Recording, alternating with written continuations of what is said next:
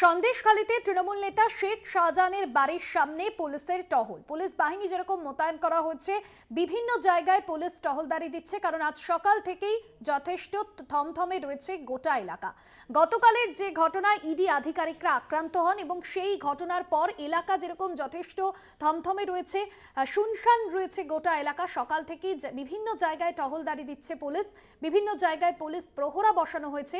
পাশাপাশি শেখ শাহজাহানের সেই বাড়িতে সেখানে কিন্তু পুলিশি প্রহরা রয়েছে, যাতে কোনো রকম কোনো আজকে কোনো বিপত্তি বা অশান্তির ছবি না দেখা যায়। পাশাপাশি নেজার থানায় ইতিমধ্যে অভিযোগ দায়ের করা হয়েছে ইডির তরফে। গোটা ঘটনায় 5 জনকে আটক করেছে পুলিশ। পাল্টা ইডির বিরুদ্ধে অভিযোগ শাহজাহানের পরিবারের। সন্দেশখালীতে আক্রান্ত ইডি, আটক 5। সকাল থেকেই থমথমে গোটা এলাকা। শেখ শাহজাহানের বাড়ির সামনে পুলিশ মোতায়েন করা হয়েছে, পুলিশ টহল দিচ্ছে এলাকার বিভিন্ন জায়গায়। সঞ্জিত চক্রবর্তী রয়েছেন আমাদের প্রতিনিধি। সঞ্জিত, এই মুহূর্তে শেখ শাহজাহানের বাড়িতে পুলিশের প্রহরা, কি ছবি সেখানকার? দেখো, উত্তর 24 পরগনার সন্দেশখালীর কালকে যে ইডি আধিকারিকরা যখন তদন্ত করতে যায় শেখ শাহজাহানের বাড়িতে, সেখানটাই কিন্তু তারা হেনস্থার শিকার হয়। তাদেরকে ঘিরে দিকে একাধিক বিক্ষোভ দেখাতে শুরু করে তার অনুগামীরা।